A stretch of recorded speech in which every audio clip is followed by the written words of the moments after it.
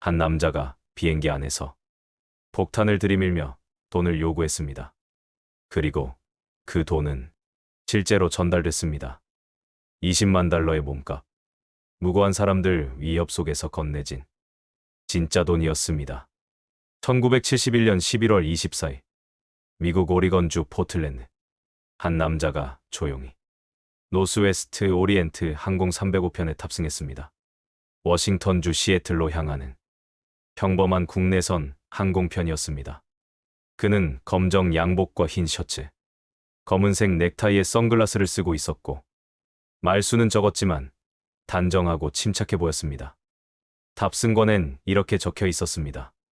댄 쿠퍼. 그 이름은 그날 처음이자 마지막으로 등장한 정체였습니다. 비행기가 이륙한 지 얼마 지나지 않아 그는 뒤편 좌석에 앉아있던 승무원에게 조용히 쪽지를 건넸습니다.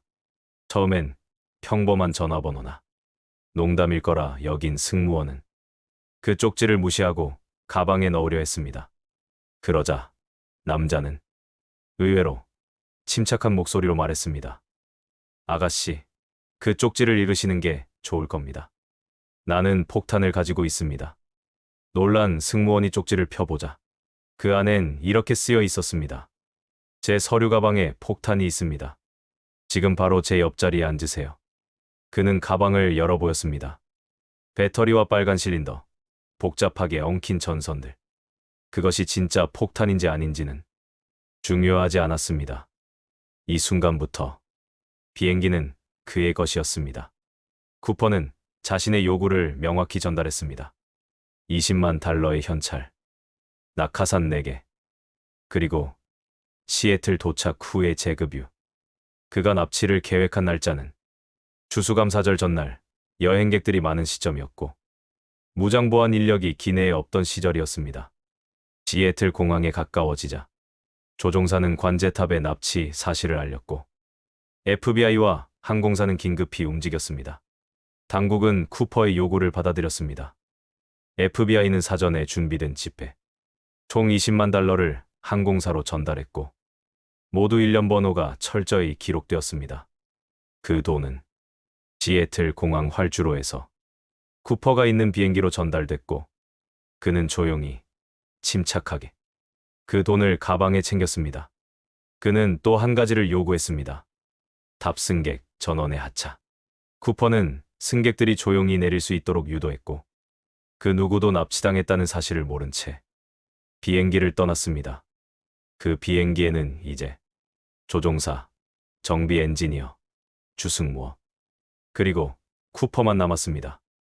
이후 비행기는 연료를 채우고 멕시코시티를 향해 재이륙했습니다. 하지만 쿠퍼는 비행기의 고도를 낮추고 속도를 줄이라고 명령했습니다. 또한 기압을 조절하지 말고 뒷문 계단은 언제든 열 수 있도록 두라고 지시했습니다. 조종사와 승무원은 그의 지시에 따를 수밖에 없었습니다. 밤 8시쯤 비행기는 워싱턴 상공을 지나고 있었습니다. 그리고 그 순간 기내 압력이 갑자기 떨어졌고 승무원들은 귀가 찢어질 듯한 고통을 느꼈습니다. 누군가 비행기 뒤편의 계단을 내렸다는 신호였습니다.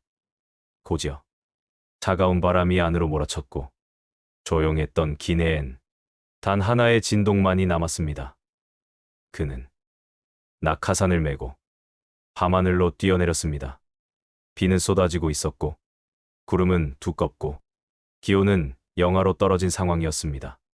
그는 양복 차림에 드레스 슈즈를 신고 있었습니다. 절대로 도약을 위한 복장도 날씨도 아니었지만 그는 망설이지 않았습니다. 그 이후 그는 다시는 나타나지 않았습니다. 시신도 장비도 그가 들고 간 20만 달러도 어느 것 하나 발견되지 않았습니다. 단지 남겨진 것은 그가 벗어놓은 클리본 넥타이 1개, 그리고 그 가짜 이름뿐이었습니다. 그는 어둠 속으로 사라졌습니다. 그리고 그 누구도, 그 어떤 기관도 그를 다시 본 적이 없습니다. 워싱턴주 남부의 산림지대, 그가 떨어졌을 가능성이 있는 그곳은 산, 강, 들판이 얽힌 복잡한 지형이었고 밤에는 손끝 하나 보이지 않을 정도로 어두웠습니다. FBI는 낙하 직후부터 광범위한 수색을 시작했습니다.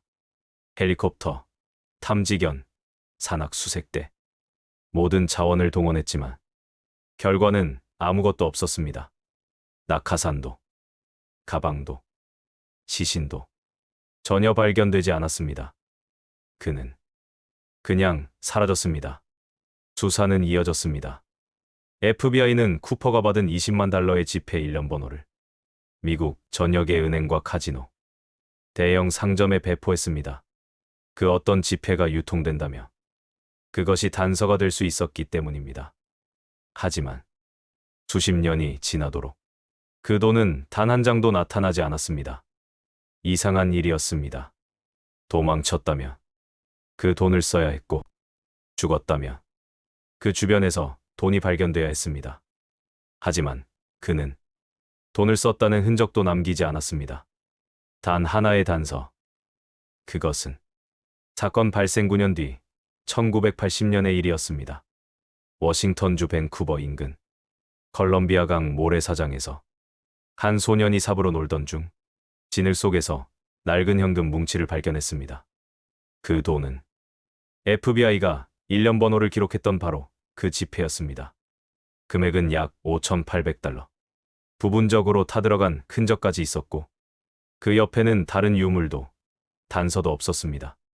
이 발견은 그가 실제로 도약에 성공했지만 어딘가에서 실수하거나 추락했을 가능성을 암시했습니다. 하지만 그마저도 뚜렷한 실마리는 되지 못했습니다. D.B. 쿠퍼라는 이름은 그의 항공권엔 없었습니다. 그가 사용한 이름은 댄 쿠퍼였지만 언론이 혼동해 D.B. 쿠퍼로 보도했고 그 이름이 고착된 것이었습니다. 그리고 곧 그는 실존하는 인물에서 진화가 되어가기 시작했습니다. 그가 진짜로 죽었는가? 살아있는가? 누구였는가? 수십 년에 걸쳐 수많은 가설이 나왔습니다. 전직 공수부대원, CIA 요원, 은행 강도 출신, 심지어 프랑스 만화 속 캐릭터에서 이름을 따온 캐나다 출신의 베테랑이라는 주장도 제기됐습니다. 이 미스터리는 하나의 사회적 현상으로 발전합니다. 미국 전역에는 D.B. 쿠퍼를 추적하는 사람들의 커뮤니티가 생겼고 그를 주제로 한 팟캐스트와 다큐멘터리가 쏟아졌습니다. 쿠퍼 포렉스라는 말까지 등장했죠. 한번 빠지면 절대 빠져나올 수 없는 신비의 블랙홀이라는 뜻이었습니다. 심지어 뉴욕 맨해튼에는 D.B. 쿠퍼라는 이름의 펍이 생겼습니다. 그가 마셨다는 버번과 소다를 메뉴에 넣고 쿠퍼의 사진, 신문 스크랩, FBI 몽타주가 벽에 전시되어 있습니다. 그리고 오리건주 포틀랜드에서는 매년 D.B. 쿠퍼를 주제로 한 코스튬 대회와 컨벤션이 열립니다. 하지만 이 모든 전설 뒤엔 간과되어선 안 될 사실이 있습니다. 그는 분명한 납치범이었습니다.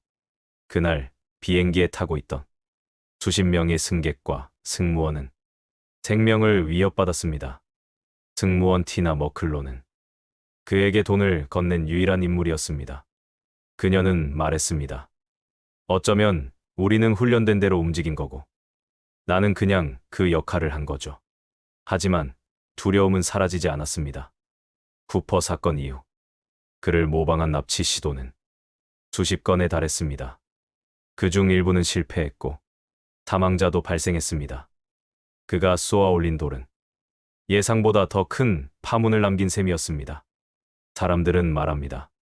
쿠퍼는 멋졌다고, 그 누구도 다치지 않았다고. 하지만 정말로 그랬던 걸까요? 그는 폭탄을 보여주었고 사람들을 조종했습니다. 그의 계획은 철저했지만 결코 무고하지 않았습니다. 이야기는 여전히 끝나지 않았습니다. FBI는 2016년 공식적으로 이 사건의 수사를 종료했습니다. 하지만 진실을 알고 싶어하는 사람들, 쿠퍼의 흔적을 찾는 이들은 지금도 인터넷 속, 숲속, 기억 속에서 움직이고 있습니다. 그는 누구였을까요? 그는 지금도 어딘가에 살아 있을까요? 아니면 그날 이미 땅에 부딪히며 세상에서 사라진 걸까요? 단 하나 확실한 건 그는 세상에서 가장 완벽하게 사라진 사람이라는 것입니다. 당신은 어떻게 생각하십니까? DB 쿠퍼는 살아 있습니까? 아니면 잊혀졌을 뿐입니까?